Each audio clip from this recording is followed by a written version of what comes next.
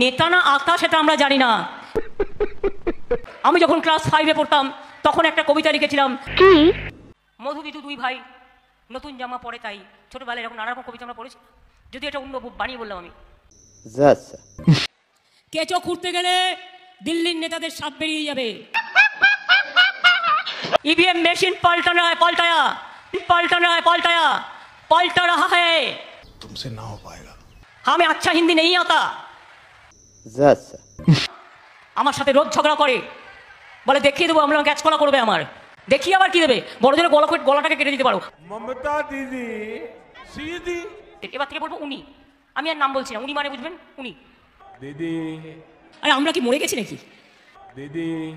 আর তা নাহলে নাকে খত দাও যে যা বলেছি ভুল বলেছি আর বলবো না। একটা পরিবারের হাজবেন্ড জানে, তার বউ জানে যে তার স্বামী একটু বেশি মিথ্যে কথা বলে, তার বউকে শেখানোই আছে, যখন দেখবে আমি বেশি জোরে মিথ্যে কথা বলছি, তুমি একটু খক করে খাইছো, তাহলে আমি বুঝে যাবো যে মিথ্যেটা বেশি হয়ে যাচ্ছে।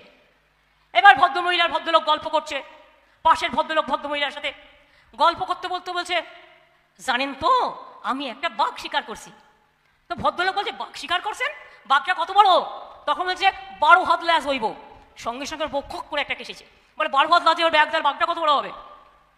তখন বলছে মাপি টাপি নাই, 10 হাত হইব। তখন তার বউ আবার কেসেছে, তখন বলছে 8 হাত হইব। তখন আবার কেসেছে, তখন ওর বউকে বলছে ওই ভদ্রলোক ওদের সামনেই, তুমি কাইসা কাইসা মইরা যাও, আমি আর কমাইতাছি না। কি হচ্ছে এটা? এটা কি করছো তুমি? এই তোমার সংস্কৃতি, এই তুমি বাংলায় গেলাচ্ছ? অং বং চং কবিতার পর এই সংস্কৃতি বাকি ছিল তোমার?